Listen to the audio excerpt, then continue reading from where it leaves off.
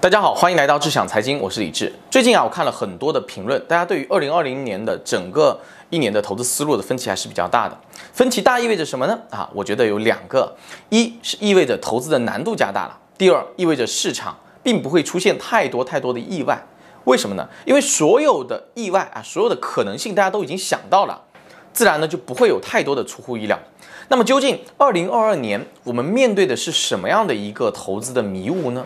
在这样的一个环境之下，我们在进行投资选择的时候，究竟要注意些什么呢？今天呢，我们一起来聊聊。先看我们面临的是什么样的一个宏观环境确定的是20大之前，国内经济整体会实行维稳的政策经济稳定是一个大前提。而为什么要强调稳？就是因为现在经济在下行的周期有不稳定的因素。那么资本市场有哪些不稳定因素呢？首先，美国大概率会进行加息，对全球市场是一个冲击，不排除这些政策的变动会使原来留存在国内的外资被抽走，从而导致对国内资本市场的冲击。第二是国内地产债务问题该如何解决，包括地方政府债务在最近一年也有比较大量的到期，该如何解决？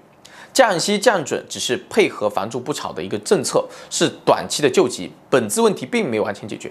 还有呢，疫情卷土重来的威胁。当然，我相信疫情不会对经济产生过大的冲击，毕竟我们已经有了应对它的经验。这一系列事情的叠加，让我们感觉到身处在一个宏观的迷雾当中，也让投资的决策比过往2到3年更加的困难。但是，即便身处迷雾，也并不意味着我们得躺平我们看最近的政策风向已经说明上面关注到经济下行的风险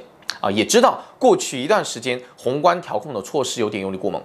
现阶段该如何纠偏，重塑共识是当务之急。作为投资人呢，我们则需要多一些耐心去看待市场信心的重塑和企业家重新开始追加投资以及经济数据的改善等等这些信号。当然，市场是不会等到利好的数据完全公布之后才拉升，而往往会提前开始行动。那么就当下，我们该如何开始进行提前的布局呢？在目前政策拐点已经出现之后，新一轮市场行情大概率只会迟到，但不会缺席。这也是我之前视频当中提到的，坚持有春季躁动的一个底气。那么对于市场最近的走跌，我个人认为是很正常的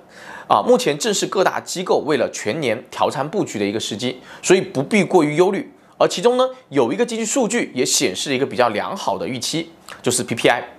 我们来看图，那什么是 PPI？PPI 代表的是原材料价格的指数，这个数字呢，目前有从顶点往下回落的迹象，说明呢生产成本有下降的趋势。而代表消费品价格指数的 CPI 出现了逐步的上行，说明商品的销售的这样的一个价格开始上涨了。对于生产企业来说，收入提升，成本下降，利润就会增加，自然是好事，也就更有信心去追加投资了。经营数据好看了，股价自然也会有支撑。所以呢，我们认为情况并没有那么的困难，虽然依旧还是面临宏观的迷雾，但是我们还是可以通过不同策略的资产配置来大概率达到投资的目的的。那么在迷雾之下，对于2020年的投资，我们倾向于要均衡的配置，千万呢不要以赌的心态来面对市场的变化。对于公募基金的配置，我们可以选择投资风格更加均衡的基金经理，并增加一部分债券基金的配置。而对于高净值客户呢，工具会更多一些，可以构建股票基金加 CTA 基金加雪球基金以及加债券基金的这样的一个投资组合股票基金与 CTA 基金，它是能够长期获取非常不错的投资回报的一个经典的组合。而对标估值处于底部的指数的雪球基金呢，获利的确定性比较高，具备比较好的性价比。而对于受到房地产市场影响的债券市场，有望迎来利空出尽，再加上宏观调控政策对流动性的释放，有利于债券基金价格的上涨。同时呢，债券基金还可以保持你资产的比较好的流动性。